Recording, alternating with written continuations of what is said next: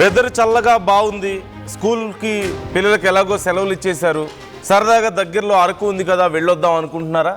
అయితే ఒక్కసారి ఈ వార్త వినండి. ఇప్పటికే అరకు వ్యాలీకి భారీగా టూరిస్టులు వెళ్ళారు.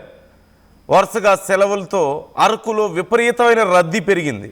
ఈ రద్దీ కారణంగా కిలోమీటర్ల మేర ట్రాఫిక్ జామ్ అయినట్లుగా తెలుస్తోంది. స్తంభించిపోయింది ట్రాఫిక్ అంతా కూడా. అక్కడ రూములు దొరకడం లేదు, రూములు నిండిపోయాయి అంటూ టూరిస్టులు అవస్థలు పడుతున్నారు. ఈ రష్ నేపథ్యంలో అక్కడ రూమ్స్కి ఇతర సర్వీసెస్కి భారీగా ధరలు కూడా పెంచేశారంటూ తెలుస్తోంది. ఇవన్నీ ఒక ఎత్తు అయితే, మరోవైపు సహజంగానే అది చాలా చల్లగా ఉండేటువంటి ప్రాంతం, కొండ ప్రాంతం. ఇప్పుడు అరకులో ఉష్ణోగ్రతలు దారుణంగా పడిపోయాయి. సింగిల్ డిజిట్ టెంపరేచర్ అక్కడ నమోదవుతుంది.